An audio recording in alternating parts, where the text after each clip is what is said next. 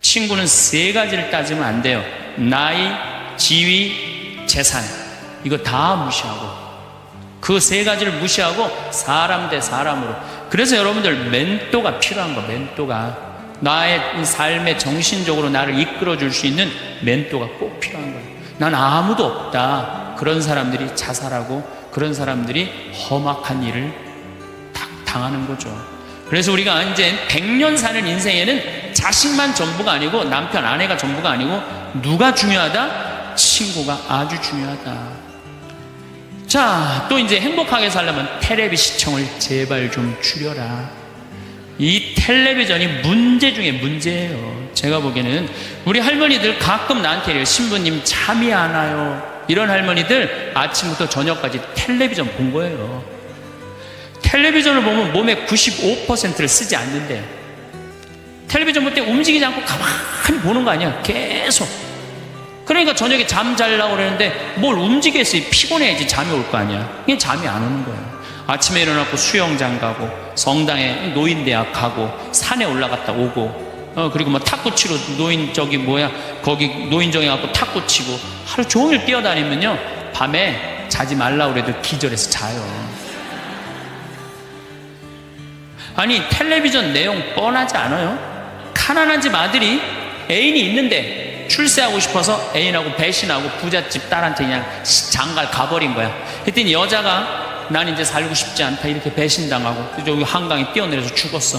근데 길 가던 어떤 남자가 그걸 보고 뛰어내려서 구한 거예요. 물속에 들어갔고, 구했는데 어메 이놈이 또 가부집 아들이 구했네.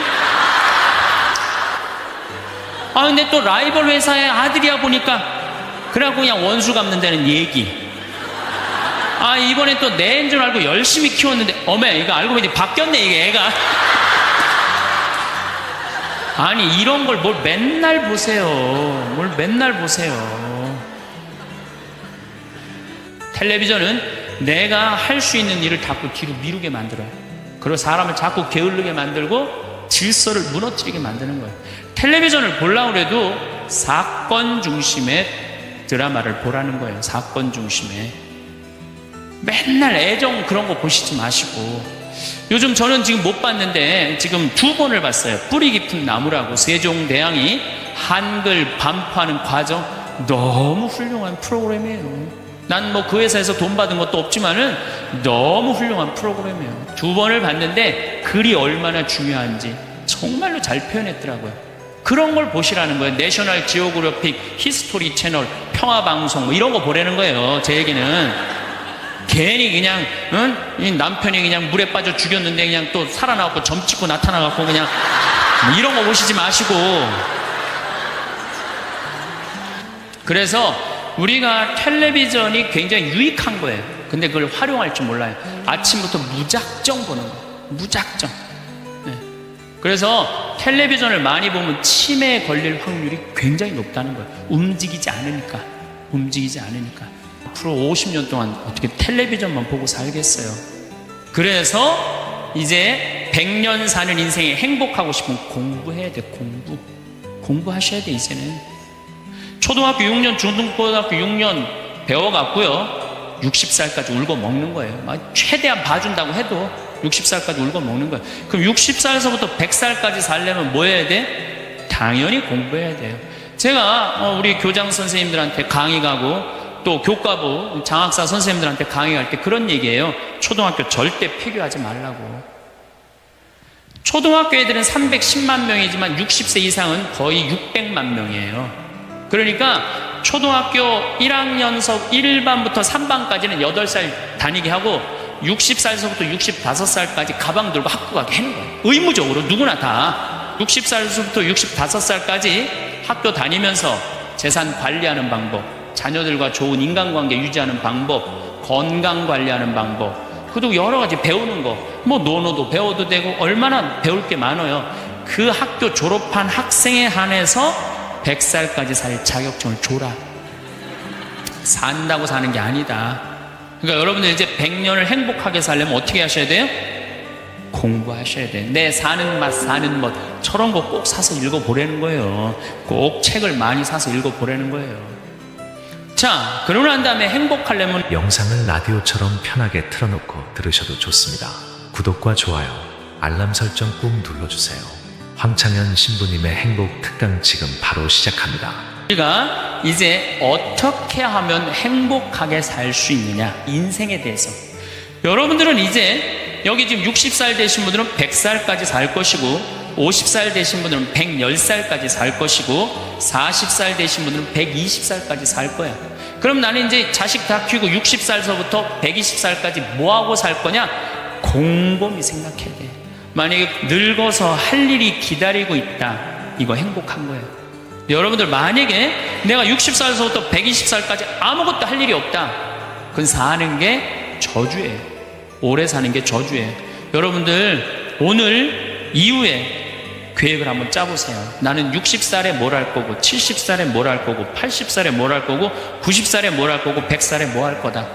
신부님 언제 살지도 모르는데 그 사람처럼 바보가 없어요. 죽을 때 죽더라도 계획은 가져야죠.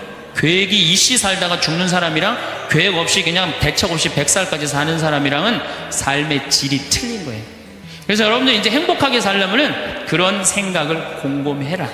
두 번째, 내가 행복하려면 뭐 해야 되냐면 운동해야 돼. 아프면 안 돼요. 100살까지 살면서요, 이제는 죽지도 못해요. 죽을 만하면 살려갖고 오고, 죽을 만하면 살려갖고 와서 죽지도 못해요. 이제 의술이 좋아갖고 죽지도 못해요. 그럼 귀양 앞으로 50년 살 거 어떻게 사는 게 좋을까요? 건강하게 사는 게 좋은 거죠. 그러면 여러분들 수영장 다니셔야 돼요. 수영장 가갖고 뭐 자유형 버터플라이 이런 거 하라는 거 아니에요. 수영장 걸어왔다 10분 왔다 갔다만 하면요, 산에 2시간 올라갔다 오는 효과가 난대요. 허벅지에 근육이 안 풀리면은요, 죽을 때까지 누워서 뒤 가릴 수 있다는 거예요. 그런데 운동 안 하고 가만히 있는 할머니들 70살, 80살 되면요, 움직이지 못해요. 그럼 아들이 막 들었다가 화장실 갖다 놓고 씻고 그게 사는 거예요? 그렇게 100년까지 사는 거는 사는 게 아니죠. 그렇게 살기 싫으면 어떻게 해야 돼요? 운동해야 돼. 수영장 다니. 무슨 돈으로? 집 잡아서. 여러분들, 자식들한테 재산을 물려준다고 자식을 사랑하는 길이 아니에요. 늙어서 자식 나 신경 안 쓰고 자기네들 나름대로 잘 살게 도와주는 게 어떻게 하는 거예요? 자식 도와주는 거예요. 그러니까 지금 누구한테 잘해주는 게, 나한테 잘해주는 게 누구 도와주는 거야? 자식 도와주는 거예요. 그래서 여러분들 이제 자신을 위해서 사세요. 옛날에 40살, 50살까지 살 때는요, 자식 위해서 살아도 돼요. 왜? 내가 그냥 대충 살다가 적당히 알아서 죽어주니까. 한 부모가 46, 47에 죽어주면은요, 병이 들어도요, 별로 자식들 힘들이지도 않아요. 근데 70살에서부터 누워서 100살까지 누워있으면은요, 자식 미치는 거예요. 그러니까 누구한테 오늘 이후부터 잘해줘라? 본인한테 잘해줘라. 그 다음, 이제 100살까지 사는 세상에는 친구가 중요해요. 친구가. 1살서부터 50살까지 살 때는 자식, 남편, 아내, 이게 전부예요. 근데 50살서부터 100살까지는요, 자식은 떠나고 누구하고만 살아? 아내하고만 살아요. 남편하고만 살아요. 그 아내, 남편 이러고 둘이서 50년 동안 쳐다보고 있으면은요, 미쳐요. 친구는 이제 나이를 따지면 안 돼요. 나는 친구가 목사님 친구들도 많고 스님 친구들도 많아요. 그래서 그냥 목사님들이 놀러 오라고, 스님들이 저 지리산 스님 꼭 놀러 오라고. 근데 시간이 너무 없는 거야. 나 그 친구들 다 만나러 다니려면 200살 살아도 모자라 지금. 친구가 많은 거는요, 너무너무 할 일이 많은 거예요. 친구들하고는 어울려 지내는 게 얼마나 즐거워요. 그렇죠? 여러분들 지금부터라도 친구를 사귀세요. 친구는 3가지를 따지면 안 돼요. 나이, 지위, 재산. 이거 다 무시하고, 그 3가지를 무시하고 사람 대 사람으로.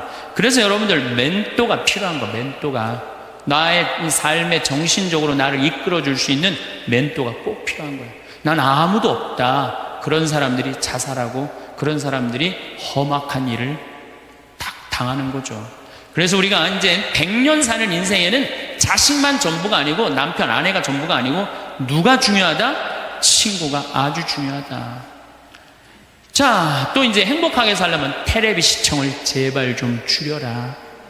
이 텔레비전이 문제 중에 문제예요. 제가 보기에는 우리 할머니들 가끔 나한테 이래요. 신부님 잠이 안 와요. 이런 할머니들 아침부터 저녁까지 텔레비전 본 거예요. 텔레비전을 보면 몸의 95%를 쓰지 않는데, 텔레비전 볼 때 움직이지 않고 가만히 보는 거 아니야. 계속.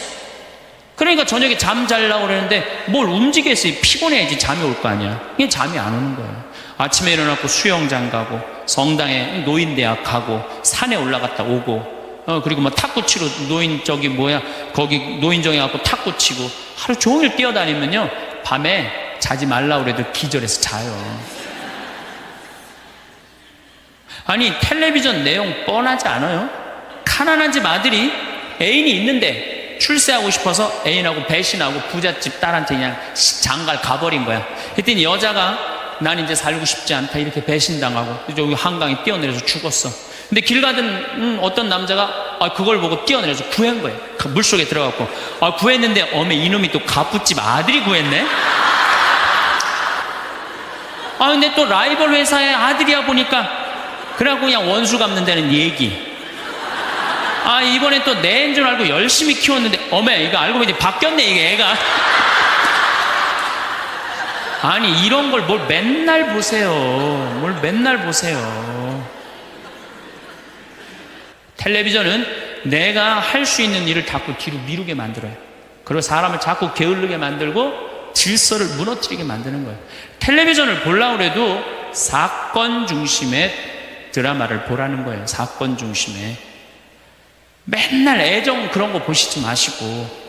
요즘 저는 지금 못 봤는데 지금 2번을 봤어요. 뿌리 깊은 나무라고, 세종대왕이 한글 반포하는 과정. 너무 훌륭한 프로그램이에요. 난 뭐 그 회사에서 돈 받은 것도 없지만은 너무 훌륭한 프로그램이에요. 2번을 봤는데 글이 얼마나 중요한지 정말로 잘 표현했더라고요. 그런 걸 보시라는 거예요. 내셔널 지오그래픽, 히스토리 채널, 평화방송 뭐 이런 거 보라는 거예요. 제 얘기는. 괜히 그냥 이 남편이 그냥 물에 빠져 죽였는데 그냥 또 살아나갖고 점 찍고 나타나갖고 그냥 뭐 이런 거 보시지 마시고. 그래서 우리가 텔레비전이 굉장히 유익한 거예요. 근데 그걸 활용할 줄 몰라요. 아침부터 무작정 보는 거예요. 무작정. 네. 그래서 텔레비전을 많이 보면 치매에 걸릴 확률이 굉장히 높다는 거예요. 움직이지 않으니까. 앞으로 50년 동안 어떻게 텔레비전만 보고 살겠어요. 그래서 이제 100년 사는 인생에 행복하고 싶으면 공부해야 돼. 공부하셔야 돼. 이제는 초등학교 6년 중등고등학교 6년 배워갖고요 60살까지 울고 먹는 거예요. 최대한 봐준다고 해도 60살까지 울고 먹는 거예요. 그럼 60살에서부터 100살까지 살려면 뭐 해야 돼? 당연히 공부해야 돼요. 제가 우리 교장 선생님들한테 강의 가고 또 교과부 장학사 선생님들한테 강의할 때 그런 얘기예요. 초등학교 절대 폐교하지 말라고. 초등학교 애들은 310만 명이지만 60세 이상은 거의 600만 명이에요. 그러니까 초등학교 1학년서 1반부터 3반까지는 8살 다니게 하고 60살서부터 65살까지 가방 들고 학교 가게 하는 거예요. 의무적으로 누구나 다 60살서부터 65살까지 학교 다니면서 재산 관리하는 방법, 자녀들과 좋은 인간관계 유지하는 방법, 건강 관리하는 방법, 그리고 여러 가지 배우는 거, 뭐 논어도 배워도 되고 얼마나 배울 게 많아요. 그 학교 졸업한 학생에 한해서 100살까지 살 자격증을 줘라. 산다고 사는 게 아니다. 그러니까 여러분들 이제 100년을 행복하게 살려면 어떻게 하셔야 돼요? 공부하셔야 돼요. 내 사는 맛 사는 멋 저런 거 꼭 사서 읽어보라는 거예요. 꼭 책을 많이 사서 읽어보라는 거예요. 자, 그러고 난 다음에 행복하려면 어떻게 해야 되느냐? 웃어라. 웃으면 여러분들 행복해요. 마를린 먼로가 뭐라고 그러냐면은 유머가 없는 남자를 상대하는 거는 날감자를 먹는 거와 같다 그래요. 그러니까 여러분들 만약에 남편이 30년 동안 생전 웃긴 소리 한 번도 안 했어. 그럼 여러분들은 30년 동안 날감자만 먹고 산 거예요. 날감자만. 아니 근데 60까지는 괜찮아. 60까지는. 근데 100살까지 생전 웃긴 얘기 안 해. 그럼 거의 100년 동안 날감자만 먹고 산 거예요. 그 사람 행복하겠어요? 안 행복하겠어요? 안 행복해요. 아인슈타인이요, 여러분들 언젠가 한번 봤을 거예요. 혀를 확 내물고 눈을 크게 뜨는 사진 보셨죠? 아인슈타인이 뭐라 그래? 나의 천재성은 어디에서부터 시작된다? 유머에서부터 시작된다. 유머에서부터. 이탈리아 사람은 하루에 19분을 웃는데요. 독일 사람은 7분을 웃고 한국 사람은 하루에 1분 웃는다는 거예요. 1분 웃는. 그러니까 한국 사람들이 그래서 행복지수가 떨어지는 거예요. 안 웃어서 행복지수가 떨어지는 거예요. 여러분들 웃을 때요, 웃는 여자들, 웃는 남자들은 목 디스크도 안 걸려요. 왜 안 걸리는 줄 아세요? 웃으면서 계속 이러는데 목 디스크가 걸리겠어요? 어떤 사람들이 목 디스크 그냥 이렇게 인상 속에 있는 사람, 이런 사람이 목 디스크 걸리는 거예요. 네. 집안 분위기도 좋고 온 집안이 인상을 쓰고 있어봐요. 그거 좋겠어요? 그래서 항상 웃어라. 행복하고 싶으면. 그리고 귀양 100년 사는 거 웃으면서 살면 좋지 않겠어요? 네. 웃는 사람. 그래서 일소라고 그러는 거예요. 한 번 화내면 한 번 늙고 한 번 웃으면 한 번 젊어진다. 그래서 여러분들 행복하게 살고 싶으면 어떻게 하시면 돼요? 웃으시면 돼요. 자, 맨 마지막으로 제 모든 강의의 결론입니다. 자기한테 잘해줘라. 그럼 여러분들은 지금 누구한테 제일 잘해줘야 되느냐면은 본인한테 제일 잘해줘야 돼요. 나는 본당 신부 10년 할 동안 교우들이 정말로 잘해줬어요. 뭐 애 생기면 애 생겼다고 밥 사주고, 애 낳으면 애 낳았다고 밥 사주고, 뭐 그냥 정말로 그냥 건수가 얼마나 많은지 몰라요. 근데 내가 강원도 평창에 농사지로 딱 들어갔는데 사람이 아무도 없는 거예요. 나 밥 사주는 사람이 아무도 없는 거예요. 그리고 그냥 밤에 나오면 얼마나 깜깜한지 내 다리가 안 보여요. 다리가 보여야지 어딜 돌아다니까. 몸만 보여, 몸만. 강시 떠도 둥둥둥도 떠다니는, 강시 떠다니는 것처럼. 밥 사주는 사람도 없고 갈비 먹고 싶은데. 근데 난 갈비 먹고 싶으면 뭐라 그러냐면은, 창현아, 갈비 먹고 싶냐? 가자, 내가 사줄게. 난 나한테 내가 사줘요. 응. 내가 또 회 먹고 싶으면은, 창현아, 회 먹고 싶으면 가자, 내가 사줄게. 난 나한테 내가 사줘요. 나는 나한테 내가 사주니까 남한테 원망 안 해요. 왜? 내가 즐겁게 먹으니까. 근데 여기는 우리 많은 자매님들 자기 돈으로 사 먹을 생각은 안 하고 아들이 사줄래나 남편이 사줄래나 1년 전에도 안 사주더니 또 안 사주네 이러고 그냥 맨날 청승을 떨면은요, 알아주는 사람 아무도 없다고. 그리고 여러분들 100년 동안 살 동안 여러분들 행복을 이웃이 챙겨줄 수 있을까요? 남편이 100년 동안 챙겨줄 수 있어요? 자식이 100년 동안 챙겨줄 수 있어요? 행복은 누가 챙기는 거냐면 내가 챙기는 거예요. 내가 나한테 행복할 수 있도록 해줘야 돼요. 근데 그냥 자기한테는 잘해줄 생각을 안 하고 남이 나한테 안 해줄까 이것만 계속 바라고 있으면 그런 여자들이 복장 터지는 여자들이에요. 그런 여자들이. 이제는 행복의 주인공은 누구다? 나다. 옷도 좀 사 입으세요. 옷도. 자기가 무슨 군인이야. 철모 쓰고 그냥 1년 내내 딱 그냥 바뀌지 않는 옷 입고 돌아다니면요, 집에서 왔다 갔다 하면요, 이 전부 다 심란해요. 작년 영명축일에 우리 어머니가 너무 이쁜 옷을 입고 왔어요. 평창으로. 그래서 내가 어머니한테 물어봤어요. 어머니, 아들이 사줬냐 딸이 사줬냐 그랬더니 어머니 하시는 말씀이, 사주긴 누가 사주느냐고, 방송 보니까 신부님이 늙어서 옷 사 입고 싶으면 지 돈으로 사 입으라 그래서 내 돈으로 사 입었다는 거야. 내 돈으로. 근데 이 노인네가 150만 원짜리 사 입고 온 거야. 근데 내가 잘했다고 그랬어요. 왜? 우리 어머니 아버지 자식 넷 뒤도 안 돌아보고 키웠어요. 그러면 그 정도 보상받을 자격 충분해요. 난 그거보다 훨씬 더한 것도 받을 수 있다고 생각해요. 자식 위해서 재산 물려준다고 한 푼도 안 쓰고 거지같이 살기를 원하지 않아요. 그런 자식은 없을 거예요. 여러분들도 다 누구 위해서? 여러분 위해서 쓰세요. 그리고 대신 건강하게 사세요. 여러분들도 이제 그만 자식 위해서 희생하세요. 집 잡혀갖고 먹고 싶은 거, 입고 싶은 거, 여행 다니고 싶은 거 다 다니세요. 다 다니고 한 90살 때 이제 죽을 때쯤 통장에 500만 원 딱 남겨놓고 자식들 불러요. 부르고 이렇게 말하세요. 나는 행복했다. 하고 싶은 대로 다 해서. 여러분들 죽을 때 이렇게 말씀하고 돌아가셔야 돼요. 엄마처럼 살다가, 행복하게 살다가 너희들도 마지막 날에 하늘나라에서 다시 만나자. 아버지처럼 행복하게 살다가 어떻게? 마지막에 하늘나라에서 우리 다시 만나자. 그리고 돌아가셔야 돼요. 그래서 여러분이 남은 자, 내가 내 마음 안에 슬픔, 괴로움, 고통, 불행이 꽉 차 있어. 그러면 내가 이웃한테 뭘 나눠줄 것 같아요? 슬픔, 짜증, 원망, 이것만 나눠주게 돼 있어요. 근데 내 안에 기쁨이 흘러 넘쳐. 그냥 평화가 너무 흘러 넘쳐. 감사가 흘러 넘쳐. 행복이 흘러 넘쳐. 그런 분들은 이웃한테 뭘 줄 것 같아요? 기쁨, 평화, 그 다음에 구원까지 줄 수 있어요. 그래서 여러분들 돌아가시는 날, 하느님한테 돌아가시는 날, 하느님 정말로 이 세상에 와서 정말 감사합니다. 이렇게 당신 믿고 살아와서 난 이 세상을 너무너무 행복하게 살았습니다. 그리고 돌아가실 때 꼴까닥 돌아가시라 이거예요. 그래서 여러분들 절대 돌아가시면서 엄마처럼 살지 말아라. 그리고 돌아가시지 말고 엄마처럼 살아라. 그리고 돌아가시고 행복하게 사시다가 가시기를 바라겠습니다. 감사합니다. 이제 어떻게 하면 행복하게 살 수 있느냐, 인생에 대해서. 여러분들은 이제 여기 지금 60살 되신 분들은 100살까지 살 것이고, 50살 되신 분들은 110살까지 살 것이고, 40살 되신 분들은 120살까지 살 거야. 그럼 나는 이제 자식 다 키우고 60살서부터 120살까지 뭐하고 살 거냐? 곰곰이 생각해야 돼. 만약에 늙어서 할 일이 기다리고 있다, 이거 행복한 거예요. 여러분들 만약에 내가 60살서부터 120살까지 아무것도 할 일이 없다, 그건 사는 게 저주예요. 오래 사는 게 저주예요.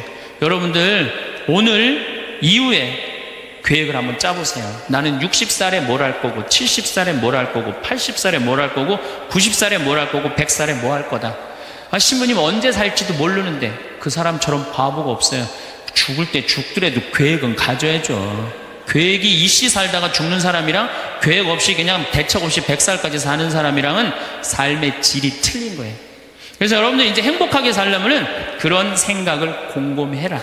두 번째, 내가 행복하려면 뭐 해야 되냐면 운동해야 돼. 아프면 안 돼요. 100살까지 살면서요, 이제는 죽지도 못해요. 죽을 만하면 살려갖고 오고, 죽을 만하면 살려갖고 와서 죽지도 못해요. 이제 의술이 좋아갖고 죽지도 못해요. 그럼 귀양 앞으로 50년 살 거 어떻게 사는 게 좋을까요? 건강하게 사는 게 좋은 거죠. 그러면 여러분들 수영장 다니셔야 돼요. 수영장 가갖고 뭐 자유형 버터플라이 이런 거 하라는 거 아니에요. 수영장 걸어왔다 10분 왔다 갔다만 하면요, 산에 2시간 올라갔다 오는 효과가 난대요.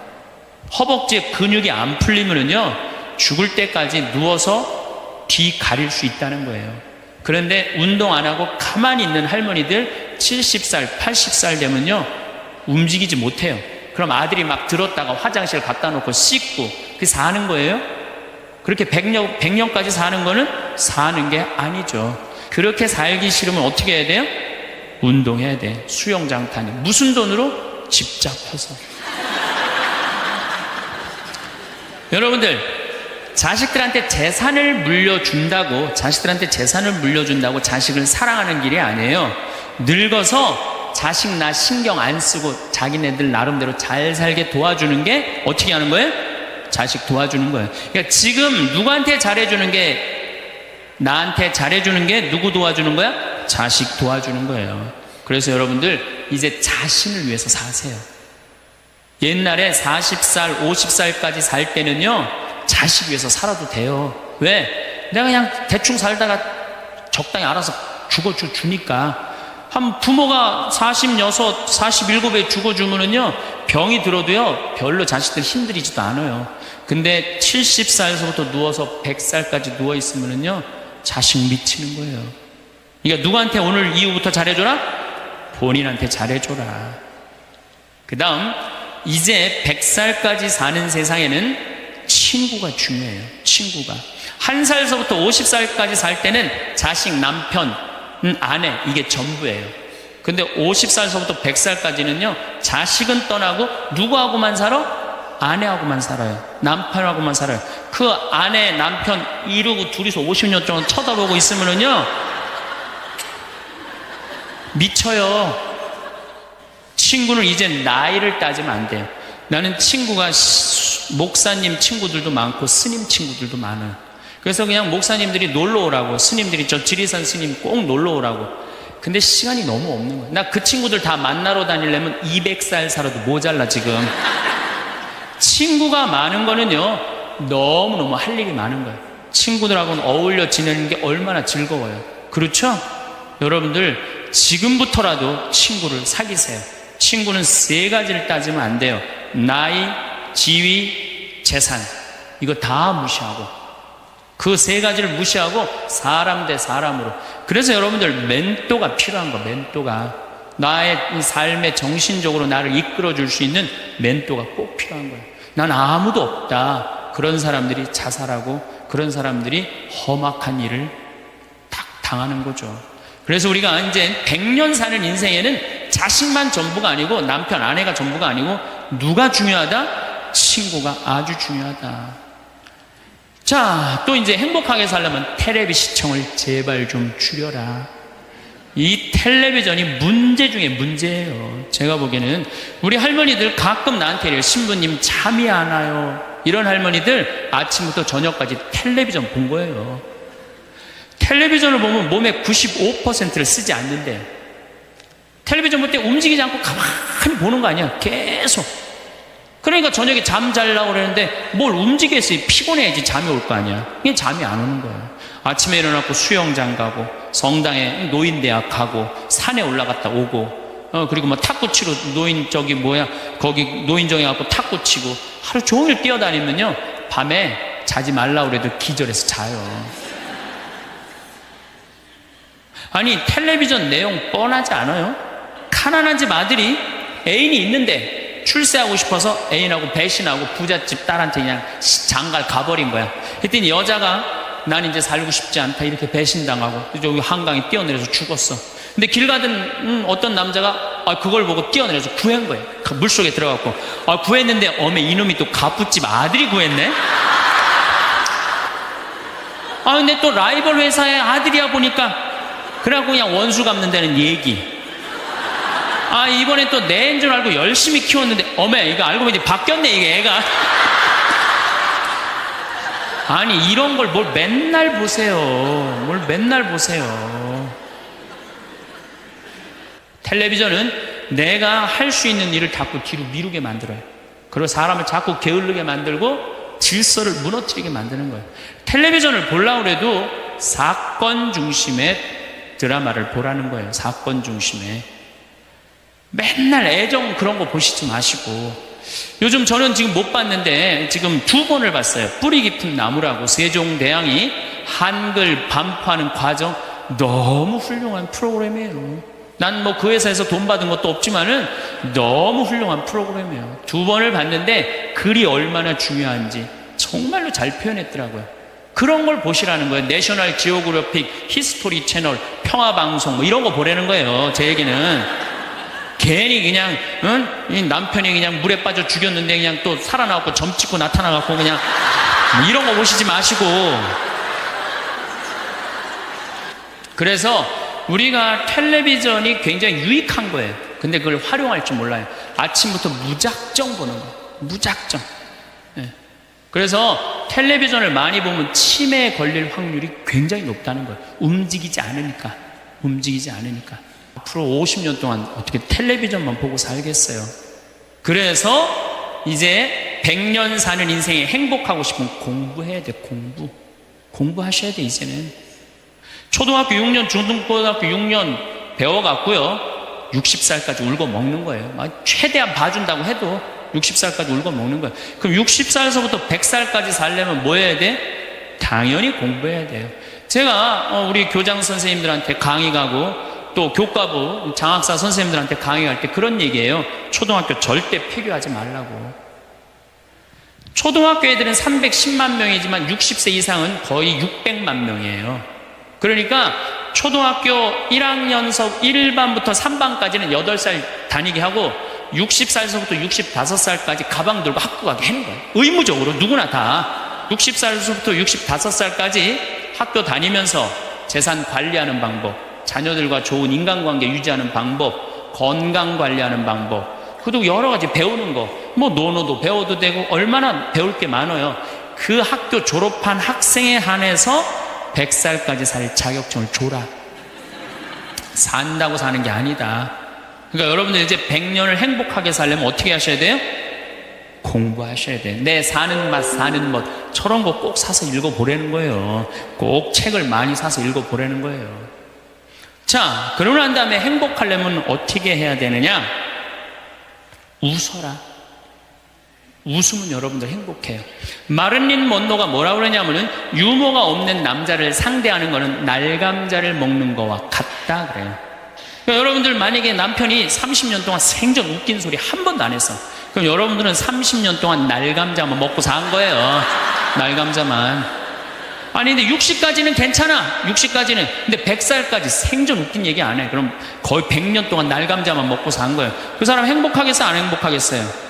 안 행복해요. 아인슈타인이요, 여러분들 언젠가 한번 봤을 거예요. 혀를 확 내물고 눈을 크게 뜨는 사진 보셨죠?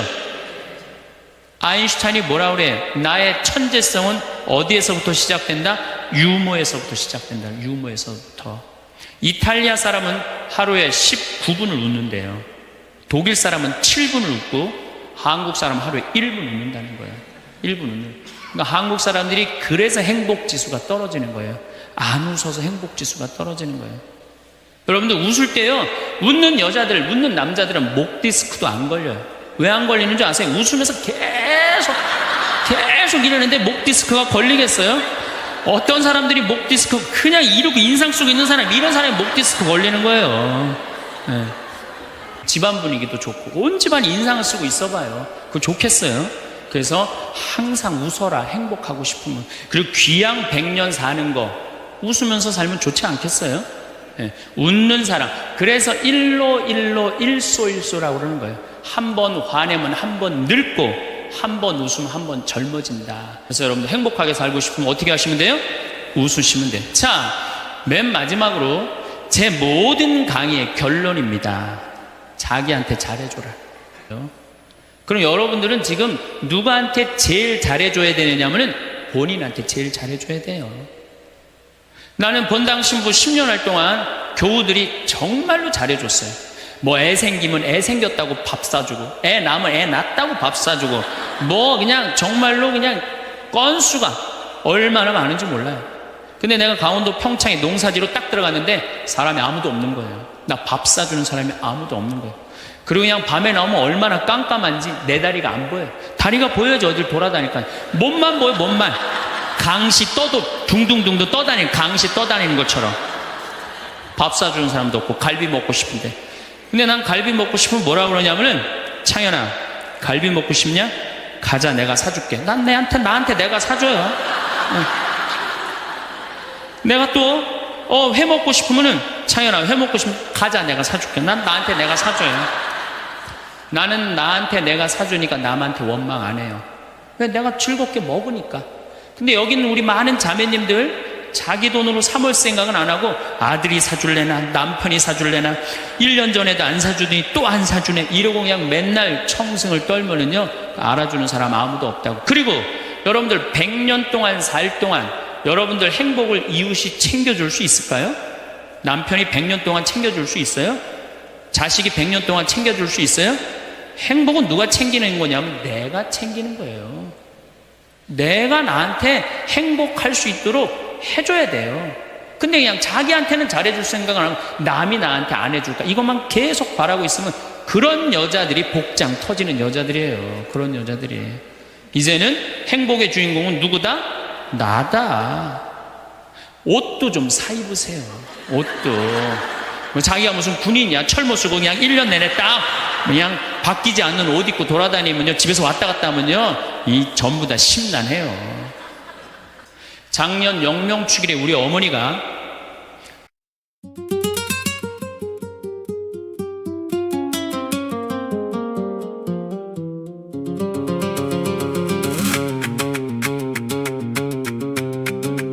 Je rentre tard, sabre au point. La ville colle au cuir au front. Tes yeux disent reste très bas, mais mon cœur veut casser le toit. J'ai la poussière aux genoux et le sel qui mord partout. Dans ta main j'ai le destin, comme une carte sur mes reins. Si mon nom fais-moi tomber, dans tes bras laisse tout brûler. Le vent tourne autour de nous et la nuit serre les genoux. Couteau de velours, tu me rends fou.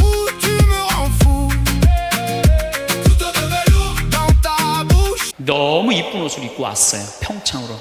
그래서 내가 어머니한테 물어봤어요. 어머니, 아들이 사줬냐 딸이 사줬냐 그랬더니 어머니 하시는 말씀이 사주긴 누가 사주느냐고, 방송 보니까 신부님이 늙어서 옷 사 입고 싶으면 지 돈으로 사 입으라고 해서 내 돈으로 사 입었다는 거야. 내 돈으로. 근데 이 노인네가 150만 원짜리 사 입고 온 거야. 근데 내가 잘했다고 그랬어요. 왜? 우리 어머니 아버지 자식 넷 뒤도 안 돌아보고 키웠어요. 그러면 그 정도 보상받을 자격 충분해요. 난 그거보다 훨씬 더한 것도 받을 수 있다고 생각해요.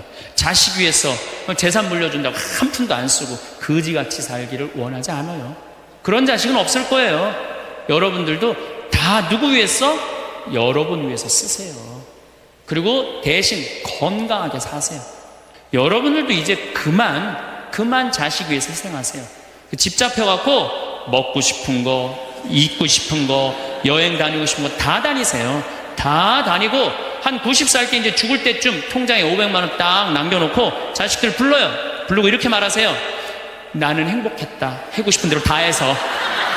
여러분들 죽을 때 이렇게 말씀하고 돌아가셔야 돼요.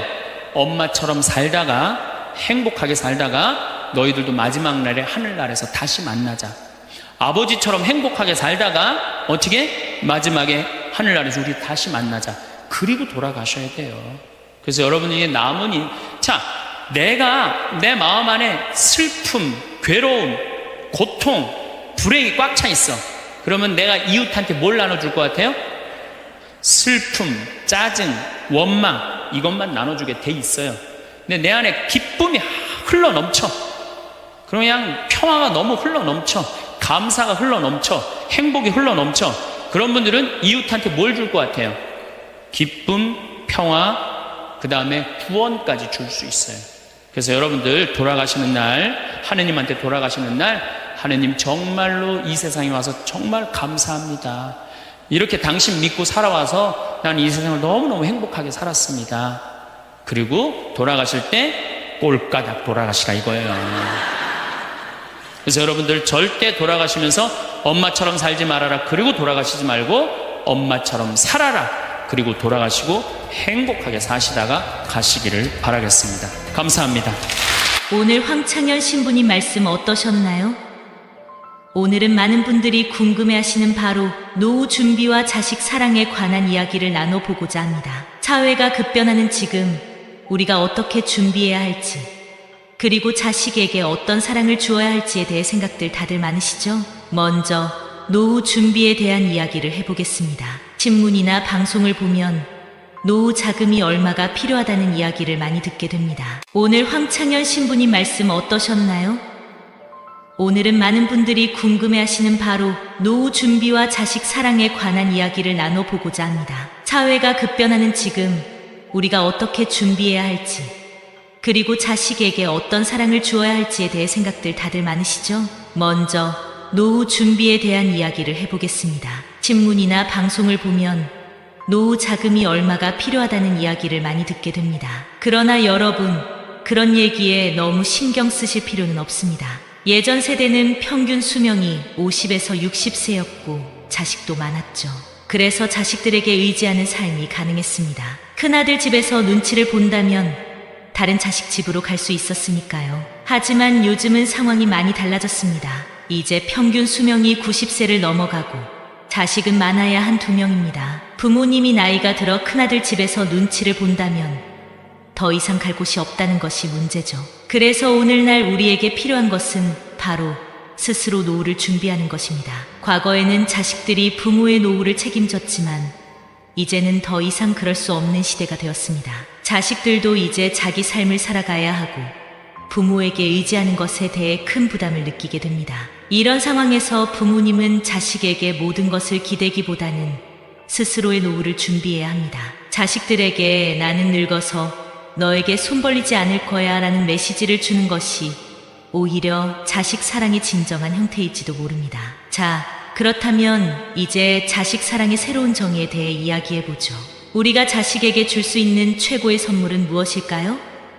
나는 부모님들이 자식을 위해 자신의 모든 것을 희생하려 합니다. 하지만 여러분, 자식을 위해 모든 것을 바치는 것이 정말 옳은 일일까요? 자식들도 지금의 사회에서 살아가기가 매우 팍팍한 상황입니다. 이런 상황에서 부모님이 자식에게 모든 것을 기대한다면 자식은 더 큰 부담을 느끼게 됩니다. 그래서 저는 진정한 자식 사랑이란 자식에게 의지하지 않고 부모 스스로가 자신의 삶을 책임지는 것이라고 생각합니다. 부모 세대는 자식을 여럿 낳고 그들에게 모든 것을 바쳤습니다. 하지만 이제는 그런 방식이 통하지 않습니다. 자식 보험에 의존하는 시대는 이미 지났고 부모 스스로가 자신의 노후를 준비해야 합니다. 이것이 바로 21세기를 살아가는 우리에게 필요한 새로운 자식 사랑의 정의입니다. 자식들에게 모든 것을 바치는 것이 아니라 그들에게 부담을 주지 않는 것이 더 큰 사랑이 될 수 있습니다. 글로벌 시대에 부모의 역할도 변화하고 있습니다. 어느 전문가가 미국 워싱턴에서 근무하던 시절 한국에서 온 많은 기러기 아빠들을 보게 되었다고 합니다. 자식을 위한 조기 교육을 위해 부부가 떨어져 사는 경우가 많아졌죠. 하지만 여러분, 부부가 떨어져 지내면서 서로의 관계가 소원해지는 경우가 많습니다. 부부 사이의 거리가 멀어지면 결국 자식과의 관계에서도 문제가 생길 수 있습니다. 그렇기 때문에 자식을 위해 모든 것을 희생하기보다는 부부간의 관계를 지키는 것이 더 중요합니다. 여러분, 자식이 커서 독립하게 되면 결국 부부만 남게 됩니다. 이때 부부가 서로 소원해져 있다면 노후의 삶은 어떻게 될까요? 그래서 부부간의 관계를 지키는 것이 자식 사랑보다 더 중요한 과제가 될 수 있다고 생각합니다. 자식들이 부모를 위해 효도를 할 거야라는 걱정은 이제 접어두세요. 오히려 자식들에게 부모님이 스스로의 삶을 책임지고 행복하게 살아가는 모습을 보여주는 것이 더 큰 사랑이 될 것입니다. 노후 준비에 대해 이야기할 때 우리는 종종 젊어서 희생하고 저축해야 한다는 말을 듣습니다. 하지만 여러분, 노후만을 위해 사는 것이 정말 옳은 방법일까요?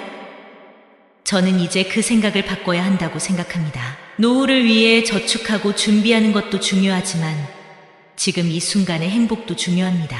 우리가 젊어서 너무 많은 것을 희생하면 현재의 행복을 잃어버릴 수 있습니다. 그래서 저는 노후를 위한 준비도 필요하지만 현재의 삶을 행복하게 사는 것이 더 중요하다고 생각합니다. 예를 들어 40대 부부가 자식을 위해 따로 살면서 노후에 다시 함께할 계획을 세운다고 가정해 봅시다. 그런데 그렇게 따로 살면서 부부의 관계가 소원해지면 결국 노후에 함께하는 삶이 행복할까요?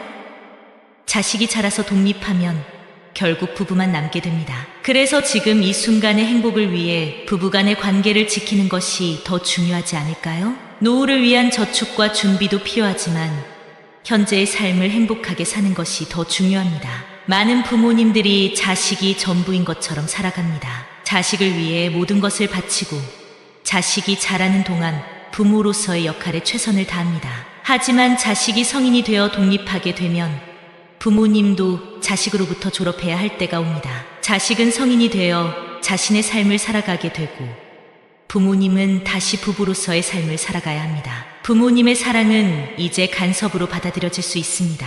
부모님이 자식을 너무 사랑하는 나머지 그 사랑이 간섭으로 느껴지는 순간이 옵니다. 그래서 부모님은 자식을 향한 사랑을 조금 줄이고 남은 삶을 부부와 함께 행복하게 살아가는 것이 중요합니다. 여러분, 자식이 전부인 것처럼 살지 마세요. 자식이 독립하면 부모님도 자식으로부터 졸업해야 합니다. 자식이 독립하게 되면 부모님도 자신의 삶을 찾아야 합니다. 자식에게 졸업하지 못하는 부모님들이 많습니다.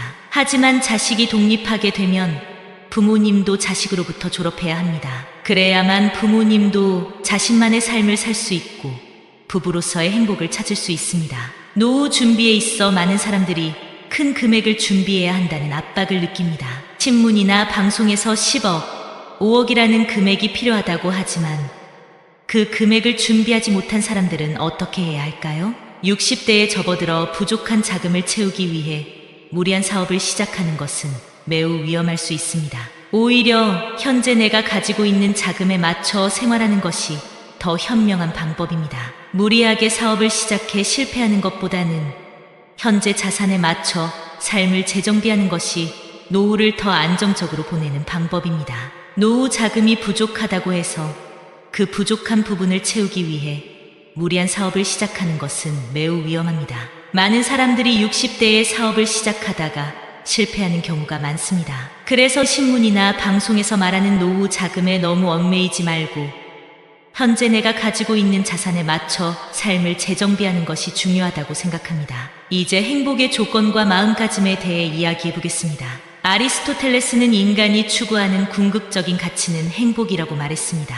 우리가 추구하는 모든 것은 결국 행복을 얻기 위한 수단일 뿐입니다. 행복을 느끼기 위해서는 너무 많은 것을 바라지 않는 것이 중요합니다. 바라는 것을 줄이고 감사하는 마음을 가지며 주변 사람들과 비교할 때는 나보다 어려운 사람을 배려하는 것이 행복으로 가는 길입니다. 행복 지수를 높이는 방법 중 하나는 자신이 가진 것에 감사하는 것입니다. 너무 많은 것을 바라지 않고 현재 가진 것에 만족하는 마음을 가지는 것이 중요합니다. 예를 들어 내가 원하던 것을 100% 이루었다면 행복 지수는 100이 하지만 내가 바라는 것이 줄어든다면 그만큼 행복 지수는 더 높아질 수 있습니다.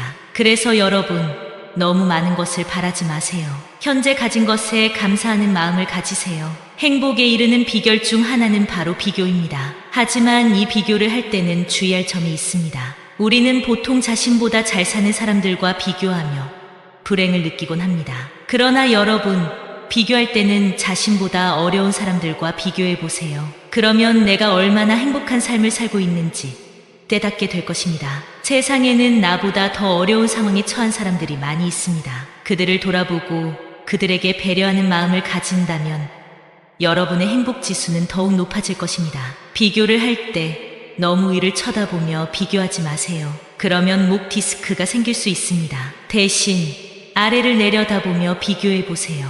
나보다 더 어려운 상황에 있는 사람들을 보며 그들에게 배려하는 마음을 가진다면 여러분의 마음은 더 풍요로워지고 행복해질 것입니다. 배려는 곧 나눔으로 이어지며 이 나눔이야말로 최고의 행복을 가져다 줄 것입니다. 나눔과 배려는 우리가 행복하게 살아가는 데 중요한 요소입니다.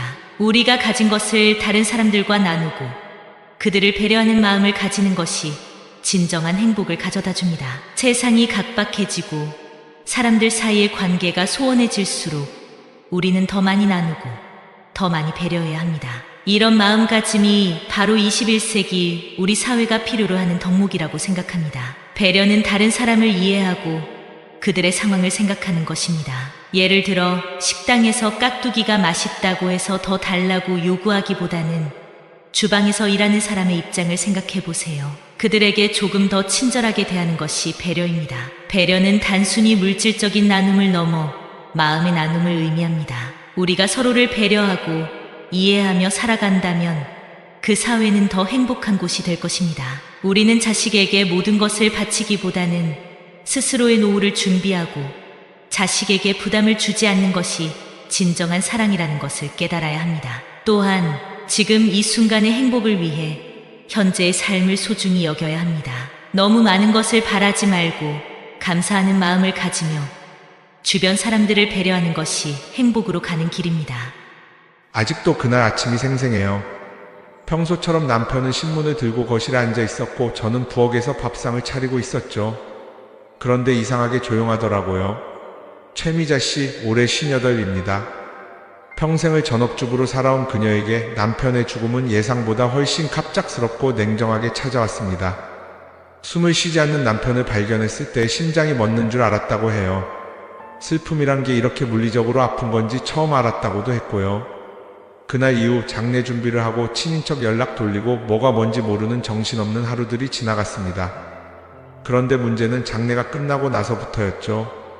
며칠 뒤 집으로 날아온 편지 한 통. 고인이 남긴 재산에 대한 상속세 고지서였습니다. 서류를 펼쳐본 순간 미자 씨는 그 자리에 주저앉고 말았어요. 여보가 이런 걸 남기고 갈 줄이야, 그것도 세금이라니. 그녀가 몰랐던 사실은 이랬습니다. 남편 명의로 된 아파트 한 채, 예금 몇 천만 원. 별거 아닌 줄 알았던 그 재산들이 법적으로는 모두 상속 대상이라는 사실이었죠. 그리고 그걸 받기 위해선 국가에 세금을 내야 한다는 겁니다. 아니, 남편이 남긴 건 내 가족한테 준 거잖아요. 이게 왜 세금이 되는 거예요? 미자 씨는 억울했습니다. 평생을 같이 살아왔고 남편이 번 돈은 결국 가족을 위해 쓰던 거였는데 그걸 상속세라는 이름으로 떼어가겠다니 이해할 수가 없었습니다. 그런데 더 충격적인 건 그 상속세 금액이었습니다. 이 아파트 한 채만 해도 시세가 12억이 넘었고 예금, 보험금, 퇴직금까지 더하니 세무사 말로는 수천만 원에서 억 단위의 세금을 낼 수도 있다고 했습니다. 미자 씨는 당장 자식들에게 연락했죠. 얘들아, 엄마가 큰일 났다. 세금 때문에 집을 팔아야 될지도 몰라. 큰아들은 말없이 한숨을 쉬었고 둘째는 대뜸 묻더래요. 엄마 혹시 유언장 있어? 아빠가 뭐라고 남긴 거 없어? 미자 씨는 머리를 감싸 쥐었습니다. 그도 그럴 게 남편은 유언 하나 남기지 않고 떠났습니다. 당연히 자식들도 혼란스럽고 미자 씨도 막막했죠. 아파트는 남편 명의였고 그걸 상속받기 위해선 세금이 필요했고 그 세금을 내기 위해선 결국 집을 팔아야 하는 상황이 된 겁니다. 우리 가족이 살던 집인데 내가 지은 집인데 이걸 팔아야 한다니. 미자 씨는 눈물이 나더랍니다. 남편이 떠나서 힘든 것도 모자라 이제는 집까지 잃어야 할지도 모른다는 현실이 그녀를 무너뜨렸죠. 그렇다고 세금을 안 낼 수는 없었습니다. 왜냐면 사람이 죽는 순간부터 상속은 자동으로 발생하거든요. 아무 조치 안 해도 누구 허락도 필요 없이 그냥 발생해 버리는 거예요. 이걸 알았다면 미자 씨는 남편 살아있을 때 미리 상의라도 해봤을 겁니다. 여보, 우리 혹시 유언장 써야 하는 거 아냐? 혹시 당신한테 무슨 일 생기면 세금은 어떻게 하지? 그런 말 한마디라도 했을 텐데. 근데 그랬잖아요. 우리 같은 평범한 사람들 그런 거 신경 잘 안 쓰잖아요. 상속세는 부자들 얘기지하고 넘기기 일쑤고요. 그런데 이게 웬걸? 집 한 채 가진 우리 같은 사람들한테도 세금은 찾아옵니다. 실제로 상속세는 기준 금액이 있어요. 예를 들어 배우자나 자녀가 받을 때는 일정 부분은 공제를 해주지만 재산 규모가 커지면 그 공제를 넘어서고 세금이 매겨지게 되는 거죠. 게다가 보험금, 예금, 심지어 사망 위로금까지도 다 상속 재산으로 계산돼요. 이걸 모르면 나중에 고지서 받고 뒤늦게 충격받는 일이 생깁니다. 미자 씨는 그제야 알았어요. 상속이란 게 슬픔만이 아니구나. 준비하지 않으면 가족을 괴롭히는 일이 되는구나. 세무사에게 찾아가서야 조금씩 정리를 할 수 있었고 자녀들하고 머리를 맞대서 겨우겨우 아파트를 처분하지 않고도 세금을 나눠낼 수 있었죠. 그 과정에서 눈물도 많았고 오해도 생기고 감정 상한 일도 많았습니다. 큰아들은 한마디 하더래요. 아빠가 유언장 하나만 남겼어도 우리 이렇게 싸우지 않았을 거야. 그 말이 미자 씨 마음에 오래 남았대요. 슬픔 속에서 배운 진실. 유언장이 없으면 남은 가족이 힘들어진다는 걸요. 이제는 주변 사람들에게 이런 얘기를 꼭 하신다고 해요. 사람이 언제 갈지 몰라요. 미리 준비하세요. 유언장, 세금, 상속 남겨진 사람을 위해서라도요. 그 말에 많은 분들이 고개를 끄덕이더랍니다. 그리고 미자 씨는 오늘도 거실에 앉아 남편 사진을 보며 조용히 중얼거립니다. 여보, 당신이 남긴 집 내가 꼭 지켜냈어요. 우리 자식들 안 싸우게 만들었어요. 사람이 죽고 나면 재산만 남기는 줄 알았죠. 근데 그게 아니더라고요. 빚도 같이 따라오더라고요. 최미자 씨는 남편을 떠나보낸 지 한 달쯤 됐을 무렵 또 하나의 문제를 마주하게 됩니다. 장례도 마무리됐고 세금 문제도 대강 윤곽이 잡히는 듯 했는데 그때부터 이상한 연락이 오기 시작했대요. 처음에는 낯선 번호로 걸려온 전화였어요. 혹시 고인께서 남기신 카드 대금 확인하셨습니까? 사채가 일부 정리되지 않은 게 있습니다. 신용대출이 아직 일부 남아있어서 연락드렸습니다. 미자 씨는 너무 황당했답니다.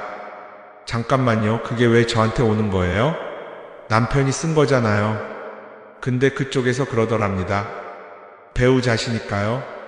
상속인이시잖아요. 그제야 현실이 와닿았대요. 아, 이게 진짜 끝이 아니구나. 남편이 진 빚까지도 내가 짊어지는 거구나. 평생을 같이 산 사람이니까 어느 정도 짐을 나누는 건 당연할 수도 있겠죠. 하지만 그게 법적으로도 자동이라는 건 미자 씨는 처음 알았어요. 아무것도 하지 않으면 재산이든 빚이든 그냥 다 나한테 오는 거예요. 자동이에요. 내가 뭘 결정한 적도 없는데 말이죠. 미자 씨는 큰 충격을 받았습니다.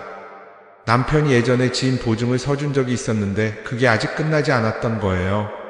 신용대출도 일부 남아있었고 심지어 자동차 할부금까지도 남겨놓고 갔습니다. 그 총합이 2억이 넘었대요. 그걸 다 미자 씨 몫으로 떠안게 될 상황이 된 거죠. 사람이 죽으면 재산을 남기기도 하지만 빚도 남깁니다. 문제는 이걸 받겠습니다라고 명시하지 않아도 3개월 안에 아무 조치도 안 하면 자동으로 상속받은 걸로 간주된다는 겁니다. 미자 씨는 그 사실을 뒤늦게 알게 됐어요. 아니, 알려주지도 않으면서 왜 가만히 있으면 상속받은 걸로 쳐요? 이런 말도 안 되는 일이 현실에서 벌어지는 거예요. 그때 한 지인이 조심스레 알려줬답니다. 언니, 상속 포기 신청 안 했어? 그거 3개월 안에 법원에다 해야 되는 거야. 안 하면 그냥 끝나. 그 말을 듣고 미자 씨는 등골이 서늘해졌다고 했어요. 서둘러 가정법원에 찾아가 알아보니 아직 기한이 조금 남아 있었고 다행히 한정승인이라는 제도가 있다는 것도 알게 됐죠. 한정승인이 뭐냐고요? 쉽게 말해서 내가 상속받은 재산 범위 내에서만 빚을 갚겠다는 거예요. 그러니까 남편이 2억의 빚을 남겼어도 내가 받은 게 1억이면 1억까지만 책임지겠다 그런 뜻이에요. 이게 왜 중요하냐면요. 자칫 잘못하면 빚이 재산보다 많을 경우 그냥 다 떠안게 돼요. 아무런 조치도 안 하면 억울하든 말든 무조건 승인한 걸로 간주되거든요. 그럼 상속 포기는 뭐냐고요? 말 그대로 나는 상속 안 받을게요. 빚도 재산도 다 포기할게요 하는 거죠. 이건 완전히 관계를 끊는 겁니다. 좋게 들릴 수도 있지만 문제는 부모님이 남긴 물건 하나도 못 가져가요. 심지어 유품까지도요. 그래서 많은 분들이 한정승인을 택하는데 그 절차도 만만치 않아요. 상속받은 재산이 뭐가 있는지 다 적고 그걸 법원에 내야 하거든요. 심지어 은행 잔고 내역, 자동차 명의, 보험 해약 환급금까지 다 조사해야 돼요. 미자 씨는 말했어요. 이럴 줄 알았으면 남편 살아있을 때 뭐라도 준비해뒀을 텐데 우리가 몰라서 당하는 게 참 많네요. 그리고 한 가지 더 충격적인 일이 있었습니다. 남편이 예전에 운영하던 작은 가게에 사업자 등록이 아직도 살아있었던 거예요. 세금도 일부 밀려 있었고 거래처에 지급하지 못한 물품 대금도 있었죠. 그런 것까지도 상속이 돼요? 네, 됩니다. 그래서 상속이라는 건 단순히 돈만의 문제가 아닙니다. 법적으로 남은 책임까지도 이어지는 문제예요. 심지어 미자 씨는 남편의 예전 핸드폰 문자에서 아직 정리 못한 외상 있어요. 다음 달에 꼭 드릴게요. 이런 메시지를 보고 나서 손이 덜덜 떨렸다고 했어요. 여보, 당신은 가버렸지만 난 아직 이 현실에 살아있어요. 다 떠안고. 이걸 알고 나니 주변에 이런 얘기를 꼭 하게 되더랍니다. 누가 돌아가시고 나면 절대 가만히 있으면 안 돼. 무조건 알아보고 3개월 안에 법원에 가서 포기든 승인이든 해야 돼. 안 그러면 나중에 채권자들한테 전화 오고 당신이 갚으셔야죠 라는 말 듣는 순간 정신이 멍해질 수 있어요. 특히 상속인이 여럿일 때는 더 주의해야 합니다. 한 명만 포기하고 나머지 둘이 그냥 가만히 있었으면 그 두 사람 몫으로 그 빚이 다 넘어가는 겁니다. 가족이 많다고 나눠지는 게 아니에요. 오히려 포기하지 않은 사람이 더 많이 떠안을 수 있는 구조예요. 이런 걸 미리 알았더라면 모두 함께 포기하든가 상의해서 정리를 했을 텐데. 미자 씨는 말합니다. 죽음이 무서운 게 아니더라고요. 죽음 뒤에 찾아오는 서류 더미, 고지서, 법원, 세금, 그게 사람을 더 무섭게 만들어요. 그래도 다행이었던 건 누군가 알려줬다는 거예요. 정말 고마웠다고 했어요. 만약에 그분이 아니었으면 난 지금 빚쟁이로 살아가고 있을지도 몰라요. 그리고 이렇게 덧붙이셨죠. 살아있는 동안 내가 뭘 남기고 가야 할지를 생각해야겠더라고요. 빚이라도 정리해두고 자식들한테는 짐이 되지 않게 하고 싶어요. 상속은 단지 돈을 물려주는 일이 아닙니다. 책임을 정리하고 사랑을 정리하는 일입니다. 그걸 제대로 하지 않으면 남은 사람들은 법정에서 눈물 흘려야 하니까요. 난 진짜 이럴 줄은 몰랐어요. 형제라는 게 이렇게 낯선 사이였나. 아버지 돌아가시고 나니까 그제야 본색들이 보이더라고요. 최미자 씨의 둘째 오빠 종민 씨는 아버지가 돌아가시고 나서 형제들과 얼굴 붉히는 일이 생길 줄은 정말 몰랐다고 했습니다. 아버지가 큰 병치레도 없이 갑작스럽게 돌아가신 건 안타까웠지만 어찌 보면 자식들에겐 마지막까지 걱정 안 끼치신 셈이었죠. 문제는 그분이 유언 한마디 없이 떠나셨다는 거였습니다. 자식은 넷이었어요. 장남인 종철 씨, 둘째 종민 씨, 그리고 여동생 둘. 종철 씨는 늘 아버지와 가까웠고 가업이라 할 수 있는 작은 임대업도 형이 관리하고 있었습니다. 다른 자식들은 각자 직업이 따로 있었고 부모님과의 물리적 거리도 멀었습니다. 그런데 아버지가 돌아가시고 남은 재산을 나누는 과정에서 형이 슬그머니 이런 말을 꺼낸 겁니다. 이 땅은 아버지가 나한테 맡기신 거야. 생전에 말씀이 있으셨어. 그리고 아버지 병원 다닐 때 내가 다 모셨잖아. 그 기여분은 생각해야지. 동생들은 당황했죠. 아니, 말로만 그러면 다 되는 거야?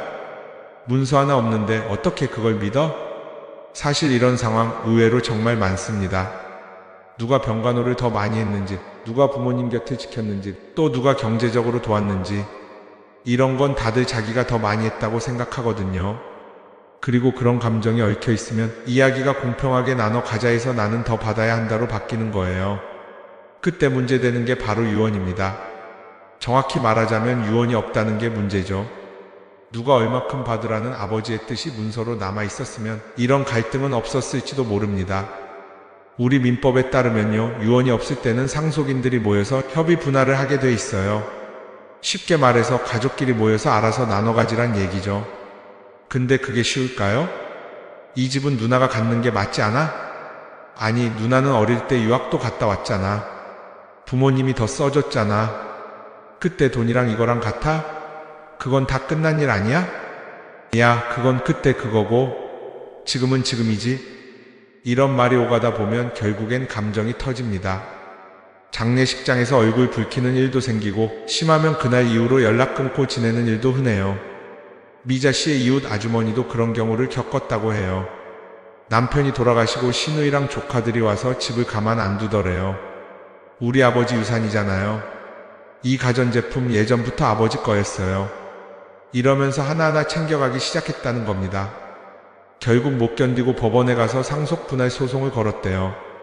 거기서 또 등장한 말이 기여분이라는 거였죠.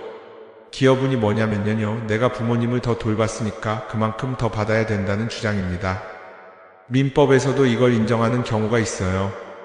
특별히 봉양을 했거나 병간호를 장기간 했다거나 부모 재산을 증식시키는 데 기여했다면 상속에서 일정 부분을 더 받을 수 있다는 거죠. 근데 이게 또 복잡합니다. 누가 더 기여했느냐는 증거를 남기기가 어려워요. 엄마 모시고 병원 다녔잖아. 매달 용돈 보낸 건 나야. 말은 다들 그렇게 하지만 법원은 계좌이체 내역, 병원 기록, 동거 증명 같은 걸 요구하거든요. 그래서 어설프게 기여분 주장했다가 오히려 소송만 길어지고 가족끼리 완전히 갈라지는 경우도 있습니다. 그걸 보는 미자 씨는 이렇게 말해요. 그냥 공평하게 나눠 갔지. 무슨 소용이 있다고 저렇게 싸우나 싶다가도 막상 내일이 되면 나도 가만 못 있을 것 같더라고요. 그게 사람 마음이에요. 부모가 돌아가시고 나면 남는 건 감정이에요. 그 감정에 돈이 얽히면 평소에 아무리 사이 좋던 형제도 어색해집니다. 그래서 유언이 필요하다는 거예요. 유언은 이러지 말고 이렇게 해라는 부모의 마지막 메시지입니다. 그걸 문서로 남겨두면 적어도 형제들이 덜 싸우게 됩니다. 이건 아버지 뜻이니까. 그 한마디가 사람을 멈추게 만들어요. 그렇다고 꼭 복잡하게 쓸 필요는 없습니다. 자필로 날짜, 이름 쓰고 재산 분배 내용을 적으면 그걸로도 유효한 유언장이 돼요. 나중에 그게 없어서 싸우는 것보다 손으로라도 적어두는 게 낫습니다. 물론 누군가는 이렇게 말할지도 몰라요. 형제끼리 알아서 나누면 되지 꼭 유언까지 해야 돼? 근데 실제로는요, 알아서 나누자는 말이 제일 많이 싸우는 말입니다. 서로 생각이 다르고 각자 기억하는 부모의 말도 다르거든요. 그래서 미자 씨는 이제 마음 먹었습니다. 자기 것도 남편 것도 하나씩 써두기로요. 남편도 내일 어떻게 될지 모르는데 아이들이 내 뜻 모르고 갈등하는 건 막고 싶어요. 사람이 떠나고 남은 건 물건이 아니에요. 그 사람이 남기고 간 마음이에요. 그 마음이 유언이라는 형식으로 남아있느냐 아니냐가 남은 사람들 삶을 크게 바꾸더라고요.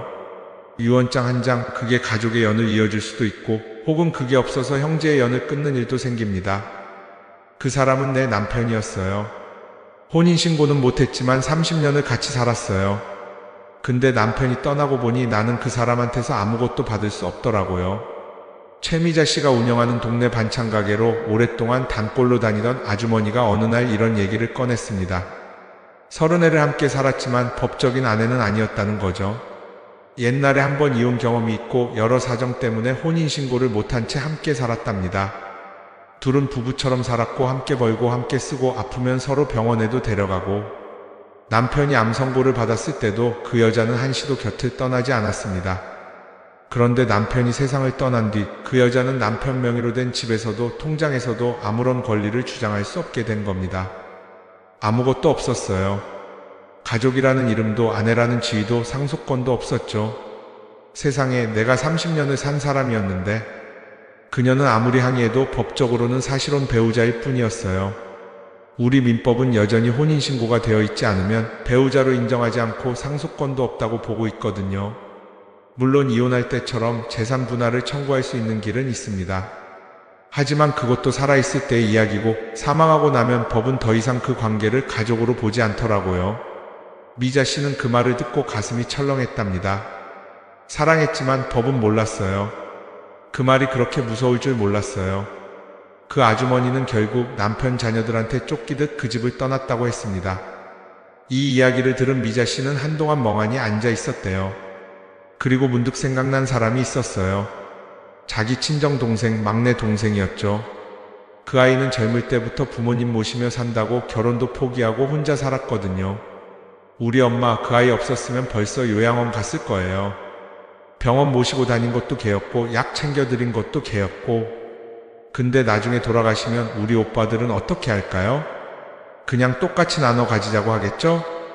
미자 씨는 그게 너무 불공평하다고 생각했어요.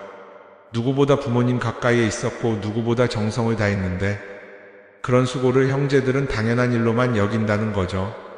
여기서 등장하는 게 바로 기여분이라는 개념이에요. 법적으로도 인정은 됩니다. 부모를 모셨다거나 병간호를 했다거나 재산을 늘리는데 기여했다면 그만큼 상속 지분을 더 가져갈 수 있다는 거예요. 하지만 문제는 이게 말로 되는 게 아니라는 거예요. 동생이 부모님 곁에 살며 다 한 걸 다른 형제들은 그거야 내가 선택한 거잖아 라며 넘겨버릴 수도 있어요. 그리고 실제로도 많은 사람들이 그걸 효도는 공짜라고 생각합니다. 정서적으론 고마워하지만 돈 앞에선 다르거든요. 미자 씨는 생각했대요. 나는 그냥 엄마한테 잘한 걸로 만족하면 안 되는 걸까? 아니면 진짜 법적으로도 그걸 증명하고 준비해야 되는 걸까? 그게 쉬운 질문은 아니죠. 가족 사이에서 돈을 요구하는 일처럼 느껴질 수도 있고요. 하지만 요즘 세상은 그렇지 않아요. 가족이라는 이유만으로 모든 걸 참고 살기엔 세상이 너무 냉정해졌거든요. 사실 법원에서도 이런 갈등이 자주 다뤄져요. 혼자 부모를 모신 막내 아들, 멀리서 용돈만 보낸 큰딸, 그리고 외국에 오래 나가 있다가 마지막에 나타난 둘째 아들. 누가 더 기여했는지, 누구 몫을 줄여야 할지 이런 것들을 판결문으로 나누는 게 요즘 현실입니다. 그래서 기여분을 주장하려면 꼭 증거를 남겨야 한다고 합니다. 간병인 고용 내역, 병원 진료비 내역, 가족 간 계좌 이체 내역 같은 것들요. 정이 먼저인 세상에서 이젠 법도 먼저 생각해야 한다는 게 좀 씁쓸하긴 해요. 한편으로는 이런 생각도 들죠. 부모가 살아있을 때 얘가 날 모셔줬으니 이 아이에게 조금 더 가게 해라. 이런 유언이라도 남겨주셨다면 얼마나 좋았을까 하고요. 하지만 유언이 없다면 결국 그 몫은 자식들 몫이에요. 부모님이 살아온 시간보다 남겨진 재산 앞에서 더 많은 말들이 오가고 그 말 속에 남은 가족들이 멀어지는 일이 많으니까요. 미자 씨는 그날 이후로 이런 생각을 했대요. 가족이란 뭐지? 같이 밥 먹고 같이 살고 부모님 챙기고 그게 진짜 가족인데 법은 이름 썩 자로만 가족을 판단하는구나. 사랑으로 맺어진 관계보다 도장 한 번 찍은 관계가 더 우선인 세상이니까요. 그리고 그날 이후 미자 씨는 마음을 정했답니다. 난 나중에 남에게 피해 주기 싫어요. 내가 가진 건 많지 않아도 누가 날 지켜줬는지 누가 날 사랑해줬는지는 기억해서 남겨주고 싶어요. 사랑이 권리가 되려면 그 사랑을 증명할 방법도 함께 남겨둬야 되는 세상. 그게 참 안타깝지만 그게 지금 우리가 살아가는 현실입니다. 오늘 황창현 신부님 명품 강론 한 번 더 들으시면 새로운 의미를 찾으실 수 있습니다. 반복 재생하겠습니다. 우리가